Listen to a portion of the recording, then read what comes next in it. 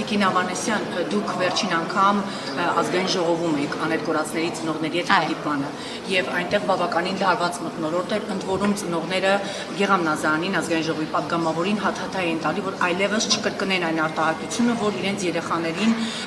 մահացածների մեջ պետք է փնտրել։ Նրանք պնդում են, որ պետք է մեր երեխաներին գտնել ողջերի մեջ, փնտրել ողջերի մեջ։ Այս միջադեպի հետ կապված կցանկանայի ձեր գնահատական որպես առողջապահության, դուք այնտեղ ներկա եք, ինչ մթնոլորտ էր, ինչից սկսվեց ամեն ինչ։ Ընդհանուր առմամբ պատկերացնում եք, որ այո, հուզիչ եւ չի կարող այլ մթնոլորտ լինել մեր անհետ կորածների, զոհվածների հետ կապված հարցերի քննարկումները։ Ես կարծում եմ, որ ուրեմն պարոն Նազարյանը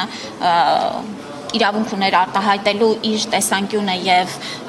խոսելու թեմայից առանձնահատուկ կերպով, հասկանալով, որ նրա որդին եւս զոհվել է, բայց հասկանալով նաեւ մեր էմոցիոնալ այսպես շատ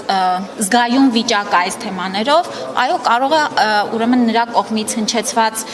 ձևակերպումները վիրավորական հնչեցին այլ ծնողների համար, բայց բոլորս է պիտի զսպվածություն նաև դրսևորենք նորից անընդհատ այս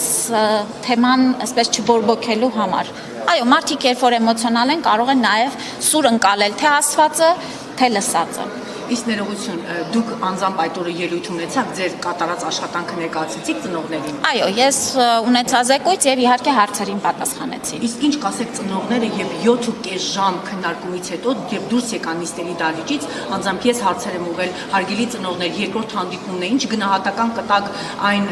հանդիպմանը, որ արդեն 7.5 ժամ քննարկում էր տեղ ունեցում, իրենք մեկ գնահատական հնչեցին։ Փնթի եւ ջուր ծեծոցի էր, որևէ այլ բանի պատասխան իրենք չեն ստացել։ Սա ծնողների գնահատականն է։ Ինչ կասեք դուք տիկին նախարար։ Ոչինչ չեմ ասի։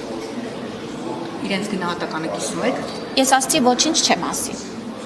Դա ըստ էության կիսում եք, եթե ոչինչ չեք ասում։ Ես կրկնեցի ոչինչ չեմ ասի։